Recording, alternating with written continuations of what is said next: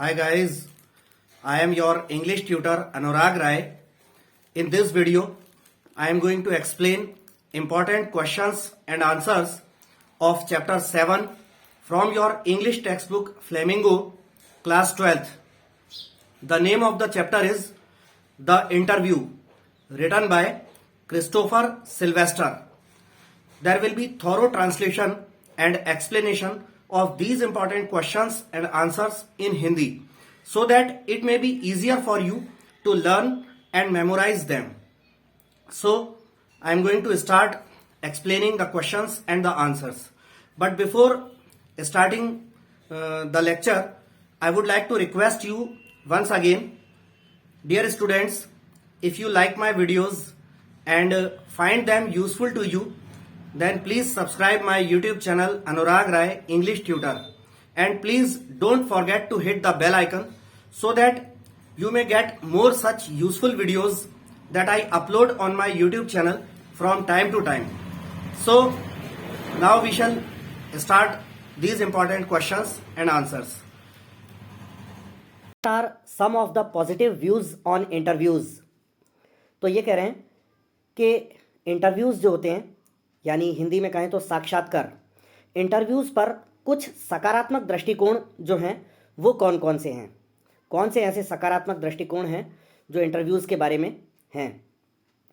Answer में कहते हैं the positive views on interviews are that it is a medium of communication and a source of truth and information. Interviews पर जो कुछ सकारात्मक दृष्टिकोण हैं वो ये हैं कि इंटरव्यूज़ जो होते हैं वो एक मीडियम ऑफ कम्युनिकेशन, मतलब बातचीत या संचार का माध्यम होते हैं। इसके साथ ही and a source of truth and information, और सच्चाई और कोई सूचना आदि का स्रोत भी होते हैं। मतलब इंटरव्यूज़ से ना सिर्फ बातचीत होती है, कम्युनिकेशन होता है, बल्कि इससे कई चीज़ों की सच्चाई या इन्फॉर्मेशन भी पता चलती है। वो ऐसे हो सकता है कि जैसे किसी बड़े सेलिब्रिटी का या फिर किसी पॉलिटिशियन का इंटरव्यू लिया जा रहा है, तो उसकी लाइफ से जुड़े, उसकी पॉलिसीज़, उसके कामों से जुड़ी हुई बहुत सी चीज़ें वो अपने इंटरव्यू में बताता है। तो इस तरह से कई सारी हमें ट्रुथ और इन्फॉर्मेशन जो है प्राप्त होती है।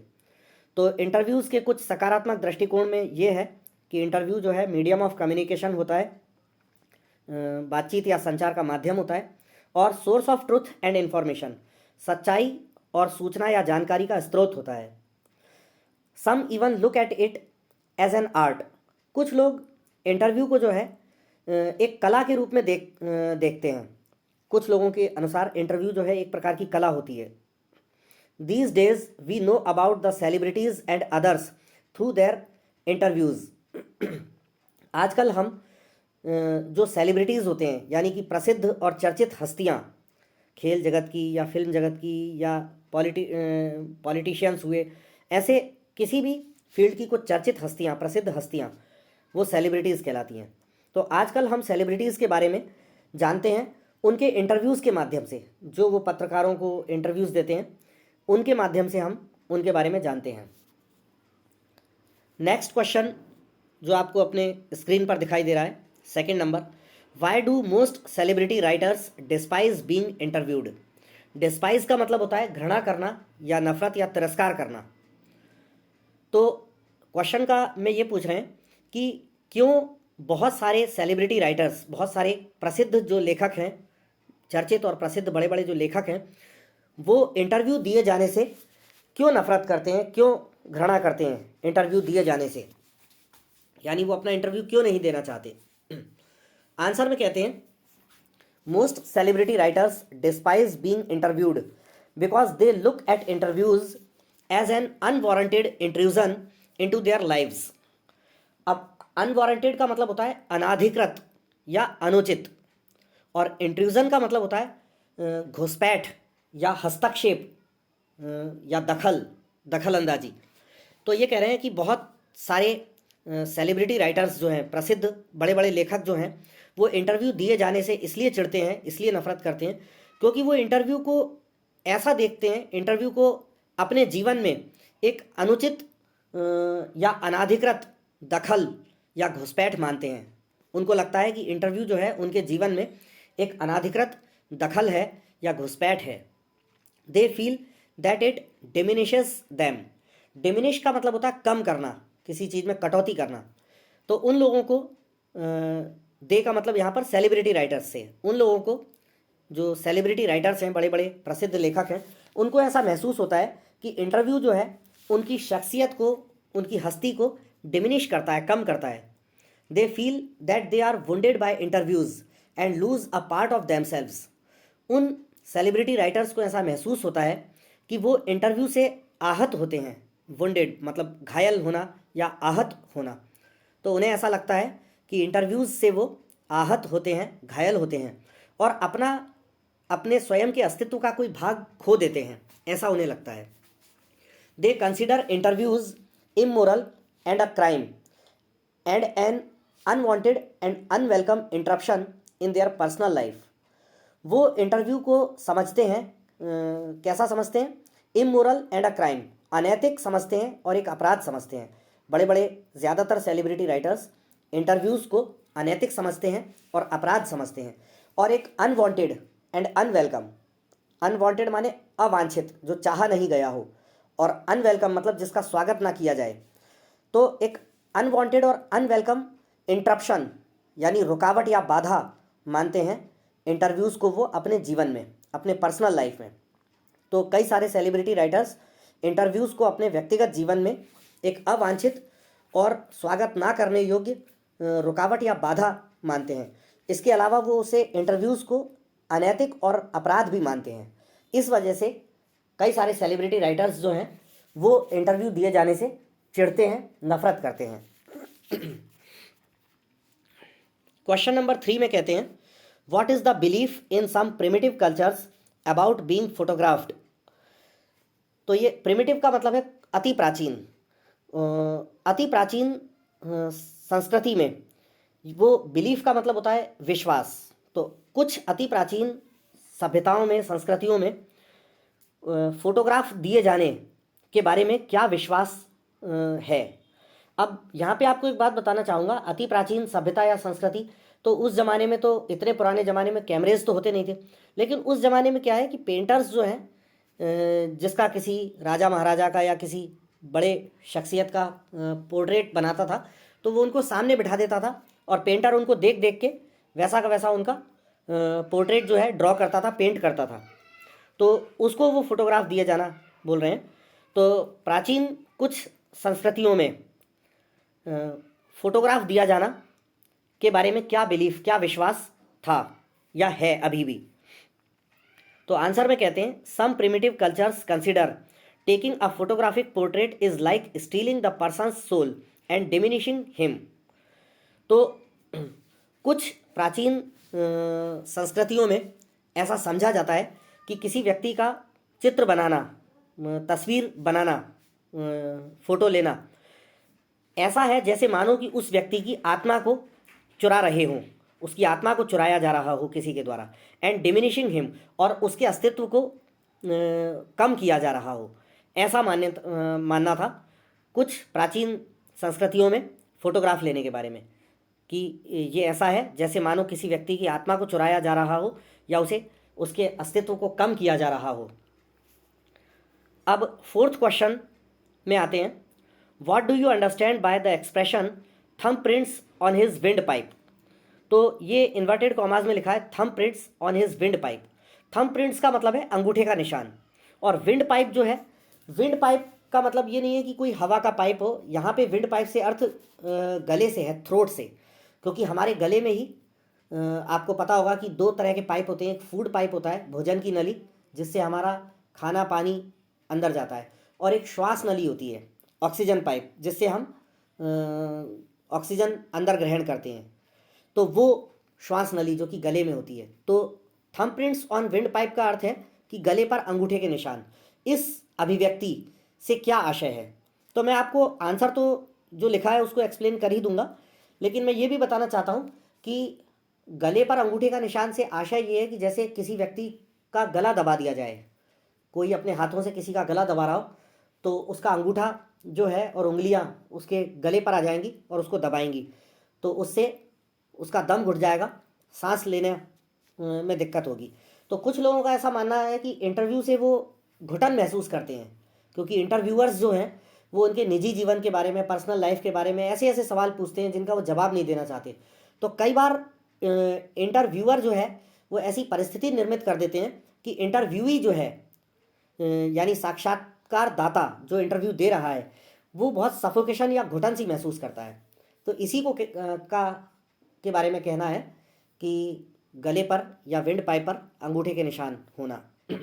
अब आंसर में जो लिखा है उसको समझ लेते हैं। Saul Bellow once described interviews as being like thumb prints on his wind pipe. एक चर्चित लेखक सॉल बेलो ने एक बार इंटरव्यूज को वर्णन किया था किस रूप में, जैसे मानो कि उनके विंड पाइप पर, उनके गले पर अंगूठे के निशान हो। इस तरह से उन्होंने, सॉल बेलो ने एक बार इंटरव्यूज को वर्णन किया था कि इंटरव्यूज ऐसे होते हैं। It means he treated interviews as a painful experience, as something that caught him by his wind pipe, squeezed him and left indelible thumb prints on that. इसका मतलब ये है, सॉल बेलो ने जो बोला था thumb prints on his wind pipe interviews के बारे में, इसका आशय ये है कि वो इंटरव्यूज़ को मानते हैं कैसा, एज अ पेनफुल एक्सपीरियंस, एक दर्द से भरा या दुखदायी अनुभव मानते थे सॉल बेलो इंटरव्यूज़ को। और ऐसा मानते थे कि जैसे मानो किसी को उसके गले से पकड़ लिया हो, किसी का गला दबा दिया गया हो। स्क्वीज़ हिम, स्क्वीज़ माने बिल्कुल भींच कर रख देना, जोर से गले को भींच दिया हो, दबा दिया हो। और and left indelible thumb prints on that. Indelible का मतलब होता है अमिट, यानी पक्का, जो ना मिटे। और इतनी मजबूती से गला दबा दिया हो किसी ने, स्क्वीज कर दिया हो, भींच दिया हो, और उसके गले पर अमिट छाप छोड़ दी हो, पक्की ना मिटने वाली अंगूठे की छाप छोड़ दी हो। ऐसा उन्होंने, सॉल बेलो ने एक बार इंटरव्यूज़ को वर्णन किया कि इंटरव्यूज़ ऐसे होते हैं, जैसे मानो कि किसी का गला दबाया जा रहा हो और उसका दम घोटा जा रहा हो। It also means that when the interviewer forces personal details from his interviewee it becomes undesirable and cruel. इसका ये भी मतलब है कि जब इंटरव्यूअर जो है, जब इंटरव्यूअर क्या करता है, फोर्स करता है, दबाव डालता है personal details from his interviewee, मतलब इंटरव्यूअर वो होता है साक्षात्कारकर्ता जो इंटरव्यू ले रहा है, और इंटरव्यूई का मतलब होता है साक्षात्कारदाता जो साक्षात्कार इंटरव्यू दे रहा है। तो इसका ये भी मतलब होता है, thumb prints on wind pipe का ये भी मतलब होता है कि जब कभी इंटरव्यूअर जो है, इंटरव्यू लेने वाला, वो पर्सनल डिटेल्स के लिए, व्यक्तिगत जानकारी के लिए फोर्स करता है इंटरव्यूई को, तो इंटरव्यूई के लिए जो है वो अनडिजायरेबल और क्रूअल हो जाता है, मतलब अवांछित और क्रूरता से भरी बात हो जाती है। अब क्वेश्चन नंबर 5 पे आते हैं। Who in today's world is our chief source of information about personalities. तो ये कह रहे हैं कि पर्सनैलिटीज़ के बारे में, यानी पर्सनैलिटीज़ मतलब व्यक्तित्व या व्यक्ति या कोई विशिष्ट व्यक्ति या कोई प्रसिद्ध व्यक्ति, ऐसे विशेष व्यक्तियों के बारे में जानकारी का मुख्य स्रोत, चीफ सोर्स, जानकारी का मुख्य स्रोत आज की दुनिया में कौन है या क्या है। तो आंसर में कहते हैं the interviewer is the chief source of information in today's world. तो कह रहे हैं कि आज की दुनिया में किसी व्यक्ति के बारे में जानकारी का जो मुख्य सोर्स है, चीफ सोर्स है, वो इंटरव्यूअर है, साक्षात्कारकर्ता जो इंटरव्यू ले रहा है, क्योंकि वो ही इंटरव्यू लेकर कई तरह की बातें पूछता है और इससे किसी व्यक्ति के बारे में हमें जानकारियाँ प्राप्त होती हैं। Our most vivid impressions of our contemporaries are based on communication that comes from them. तो इसमें कह रहे हैं, पहले कुछ वर्ड्स आप समझ लीजिए। Our most vivid impressions, vivid का मतलब है सजीव या जीवंत, और इम्प्रेशंस मतलब छाप या छवि या असर, छाप। ऑफ आवर कंटेम्पररीज, कंटेम्पररीज का मतलब है समकालीन यानी एक ही समय के। Are based on communication that comes from them. तो इसमें ये कहते हैं कि हमारे सबसे ज़्यादा सजीव या जीवंत छाप जो हैं अपने समकालीन लोगों पर, वो आधारित होती हैं उस कम्युनिकेशन, बातचीत या संचार पर जो उन लोगों से हमारे समकालीन लोगों से निकलकर आती हैं। दस interviewers hold a position of power and influence. इस प्रकार इंटरव्यूअर्स जो हैं वो एक शक्ति और प्रभाव की स्थिति रखते हैं। अब अगली हेडिंग जो है वो आती है हमारी अंडरस्टैंडिंग द टेक्स्ट। इसके हम फर्स्ट क्वेश्चन को उठाते हैं। तो इसका फर्स्ट क्वेश्चन है, जैसा कि आप देख सकते हैं अपनी स्क्रीन पर, do you think Umberto Eco likes being interviewed? Give reasons for your opinion. क्या आपको लगता है कि अम्बर्टो इको इंटरव्यू दिया जाना पसंद करते हैं? और आपका जो भी विचार हो उसके आप रीजंस, कारण भी दीजिए। तो आंसर में कहते हैं, Umberto Eco does not think highly of interviewers who he thinks are a puzzled bunch of people. तो अम्बर्टो इको जो है वो इंटरव्यूअर्स जो होते हैं, साक्षात्कारकर्ता होते हैं, उनके बारे में कुछ उच्च विचार नहीं रखते हैं। और इंटरव्यूअर्स के बारे में वो ये सोचते हैं कि ये वो लोग हैं जो शायद पजल्ड बंच ऑफ पीपल, यानी दिमागी रूप से उलझे हुए, उलझन में पड़े हुए किस्म के लोग हैं ये इंटरव्यूअर्स। ऐसा अम्बर्टो इको इनके बारे में सोचते हैं। He has reasons for thinking so as they have often interpreted him as a novelist and clubbed him with pen clubs and writers, while he considers himself an academic scholar who attends academic conferences and writes novels on Sundays. तो यहाँ पर मैं इसकी पहले तो vocabulary कुछ बता दूँ। इंटरप्रेटेड, वो ईडी तो सेकंड फॉर्म के लिए लिखा है चूँकि पास्ट इंडेफिनिट। तो इंटरप्रेट का मतलब होता है व्याख्या करना। नॉवलिस्ट मतलब उपन्यासकार जो उपन्यास लिखते हैं। और क्लब, यहाँ पे क्लब्ड लिखा है, क्लब का मतलब होता है इकट्ठा करना। और पेन क्लब्स, यहाँ जो है पेन क्लब्स जो है राइटर्स का, ऑथर्स का एक एसोसिएशन होता है। राइटर्स जो अपना राइटिंग वर्क करते हैं, पोएम्स लिखते हैं, पोएट्री, ड्रामा, नॉवेल आदि लिखते हैं। तो कई लेखक जो होते हैं अपना पेन नेम रख लेते हैं, कलम वाला नाम। तो ऐसे लेखकों के समूह को पेन क्लब कहते हैं। एकेडमिक स्कॉलर, ये कह रहे हैं एकेडमिक स्कॉलर यानी शैक्षिक विद्वान, यानी कि जो शिक्षा से स्कूल कॉलेज में शिक्षा देने वाला जो शिक्षक या विद्वान होता है उसके लिए ये एकेडमिक स्कॉलर शब्द का प्रयोग करते हैं। कॉन्फ्रेंसेस मतलब सभाएं या गोष्ठियाँ। तो अब इसको पढ़ते हैं हम दोबारा से। He has reasons for thinking so. Umberto Eco के पास ऐसा सोचने के कारण हैं। कैसा सोचने के? कि इंटरव्यूअर्स जो हैं वो उलझे हुए या हैरान किस्म के लोग हैं। हैरान या उलझे हुए किस्म के लोग होते हैं इंटरव्यूअर्स। ऐसा जो अम्बर्टो इको सोचते हैं। तो ऐसा सोचने के पीछे उनके कारण हैं क्योंकि they have often interpreted him as a novelist. क्योंकि अक्सर इंटरव्यूअर्स जो हैं उन्होंने अम्बर्टो इको को एक नॉवलिस्ट, उपन्यासकार के रूप में व्याख्या करी है। इंटरव्यूअर्स ने कई बार व्याख्या करी है कि अम्बर्टो इको जो हैं उपन्यासकार हैं। और उन्हें राइटर्स के जो पेन क्लब्स जो एसोसिएशन होता है उनके बीच उन्हें रखते हैं या मानते हैं interviewers. While he considers himself N academic scholar, जबकि अम्बर्टो इको स्वयं को जो है एक शैक्षिक विद्वान मानते हैं जो कि एकेडमिक कॉन्फ्रेंसेस, शैक्षिक सभाएं या गोष्ठियां अटेंड करता है और उपन्यास जो है वो संडेज को लिखता है। तो अम्बर्टो इको स्वयं को नॉवलिस्ट कम मानते हैं और शैक्षिक विद्वान या कॉलेज या यूनिवर्सिटी में पढ़ाने वाला प्रोफेसर आदि ज़्यादा मानते हैं।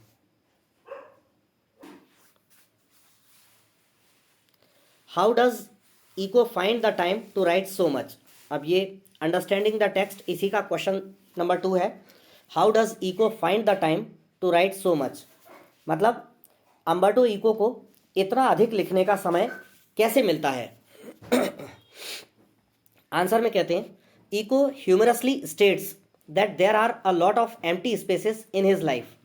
अम्बर्टो इको जो है ह्यूमरसली मतलब विनोद प्रिय तरीके से, हास्य के तरीके से या हंसी मजाक वाले अंदाज में ये कहते हैं कि उनके जीवन में बहुत सारा जो है खाली समय, एम्प्टी स्पेसेस, खाली समय काफ़ी सारा है उनके जीवन में। ही कॉल्स दैम इंटरस्टाइसिस, और वो इस खाली समय को जो है इंटरस्टाइसिस, इंटरस्टाइसिस का मतलब होता है अंतराल। जैसे कोई दो कामों के बीच में हमारे पास कोई खाली समय का अंतराल हो तो उसको कहते हैं इंटरस्टाइसिस। तो अम्बर्टो इको अपने जीवन के इन खाली समयों को इंटरस्टाइसिस, अंतराल कहकर पुकारते हैं। There are moments when one is waiting for the other. Umberto Eco के अनुसार हमारे या किसी व्यक्ति के जीवन में कई ऐसे पल होते हैं जब कोई व्यक्ति किसी दूसरे का इंतज़ार कर रहा होता है।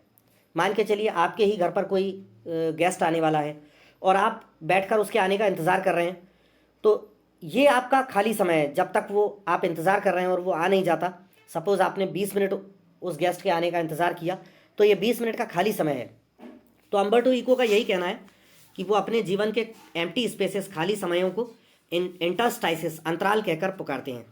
और हमारे जीवन में, किसी व्यक्ति के जीवन में ऐसे कई क्षण या पल होते हैं जब हम किसी अन्य का इंतजार कर रहे होते हैं।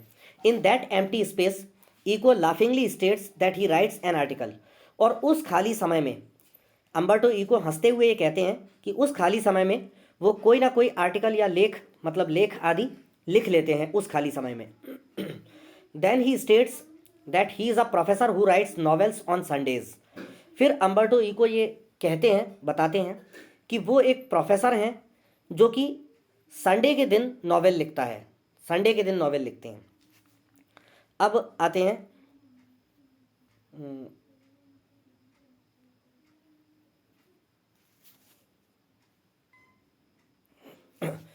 अब क्वेश्चन नंबर 3 में पूछ रहे हैं, what was distinctive about Eco's academic writing style. Umberto Eco की जो एकेडमिक राइटिंग स्टाइल है, शैक्षिक लेखन शैली जो है, उसके बारे में क्या बात डिस्टिंक्टिव यानी अलग या विशेष या पृथक है, कौन सी बात अलग या पृथक है अम्बर्टो इको के एकेडमिक राइटिंग स्टाइल में, शैक्षिक लेखन शैली में। आंसर में कहते हैं, Umberto's writings have an ethical and philosophical element underlying them. तो अम्बर्टो इको के जो लेखन है, एकेडमिक लेखन जो है, शैक्षिक लेख आदि जो वो पुस्तक वगैरह लिखते हैं स्कूल कॉलेजेस की पढ़ाई के लिए, वो जो राइटिंग्स लिखते हैं, अपनी राइटिंग वर्क्स करते हैं, उसमें एक इथिकल और फिलोसॉफिकल, तो इथिकल का मतलब होता है नैतिक और फिलोसॉफिकल का मतलब होता है दार्शनिक। तो अम्बर्टो इको की राइटिंग की शैली में एक इथिकल माने नैतिक और फिलोसॉफिकल माने दार्शनिक तत्व, एलिमेंट, तत्व होता है जो अंडरलाइंग दैम का मतलब है जो उनका मुख्य तत्व होता है। His non fictional writing work has a certain playful and personal quality about it. उनका नॉन फिक्शनल राइटिंग वर्क, अब नॉन फिक्शनल राइटिंग वर्क कौन सा होता है? फिक्शनल का मतलब होता है काल्पनिक या मन गढ़ंत, यानी कोई हम अपने मन से कोई कहानी बना के लिख दें तो ये कल्पना है, काल्पनिक है। लेकिन नॉन फिक्शनल का मतलब है गैर काल्पनिक यानी वास्तविक। तो वो शैक्षिक जो पुस्तकें आदि लिखते हैं उनके बारे में कह रहे हैं नॉन फिक्शनल। तो अम्बर्टो इको के गैर काल्पनिक लेखन कामों में एक निश्चित प्रकार की प्लेफुल जो है और पर्सनल क्वालिटी है, यानी कि एक चुलबुला या चंचल किस्म की और एक व्यक्तिगत क्वालिटी है अम्बर्टो इको के गैर काल्पनिक लेखन कामों में। Even his writings for children deal with non violence and piece.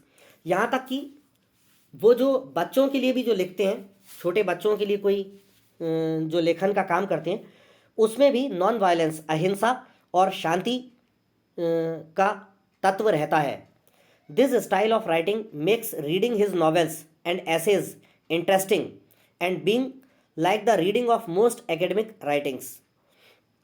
तो लिखने की ये शैली जो है, अम्बर्टो इको की लिखने की ये शैली जो है, उनके उपन्यासों को और उनके द्वारा लिखे गए निबंधों को पढ़ना जो है इंटरेस्टिंग बनाता है, रुचिकर या दिलचस्प बनाता है।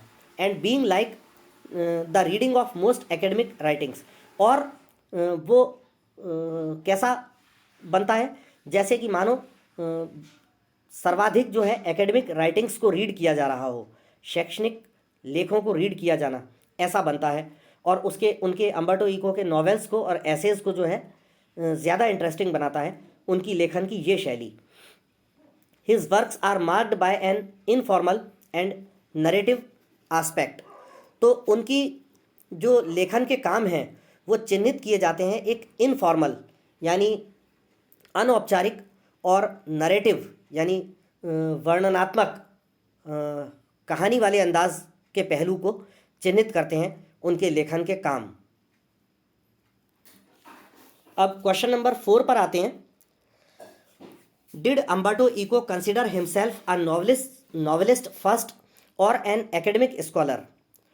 क्या अम्बर्टो इको अपने आप को उपन्यासकार पहले मानते थे या फिर एक एकेडमिक स्कॉलर यानी यूनिवर्सिटी में पढ़ाने वाला प्रोफेसर जो एक शैक्षिक विद्वान होता है, एकेडमिक स्कॉलर पहले मानते थे अपने आप को या फिर उपन्यासकार पहले मानते थे अपने आप को? आंसर में कहते हैं Umberto identified himself with the academic community, a professor who attended academic conferences rather than meetings of pen clubs. तो आंसर में कहते हैं अम्बर्टो इको स्वयं की पहचान रखते थे एकेडमिक कम्युनिटी के साथ, शैक्षिक समुदाय के साथ स्वयं की पहचान रखते थे अपने आप को एक ऐसा प्रोफेसर थे वो जो एकेडमिक कॉन्फ्रेंसेस यानी शैक्षिक सभाएं गोष्ठियां अटेंड करता था बजाय पेन क्लब्स की लेखकों की मीटिंग्स आदि अटेंड करने के।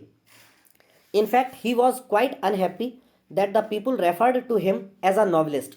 और वास्तविकता में अम्बर्टो इको बहुत ज़्यादा अप्रसन्न थे ये बात सोचकर कि लोग बाग उन्हें नॉवलिस्ट कहकर जिक्र करते हैं, लोग बाग उन्हें उपन्यासकार मानते हैं। इस बात से वो पूरी तरह से नाखुश थे। अब एक लास्ट क्वेश्चन और आता है, question number 5। What is the reason for the huge success of the novel the name of the Rose? तो ये पूछ रहे हैं कि अम्बर्टो इको का एक उपन्यास जिसका नाम था द नेम ऑफ द रोज, उसकी बहुत बड़ी सफलता के पीछे क्या कारण है कि the name of the Rose बहुत ज़्यादा सफल रहा? आंसर में कहते हैं the success of the name of the Rose though a mystery to the author himself could possibly be because it offered a difficult reading experience to the kind of readers who do not want easy reading experiences and those who look at novels as a machine for generating interpretations। तो ये कह रहे हैं कि Umberto eco का लिखा गया उपन्यास द नेम ऑफ द रोज, इसकी सफलता, हालांकि लेखक खुद इसको एक रहस्य मानता है, अम्बर्टो इको खुद इसे एक रहस्य मानता है कि मेरा लिखा हुआ novel the name of the Rose इतना ज़्यादा सफल या इतना हिट कैसे रहा, लेखक खुद उसे रहस्य मानता है।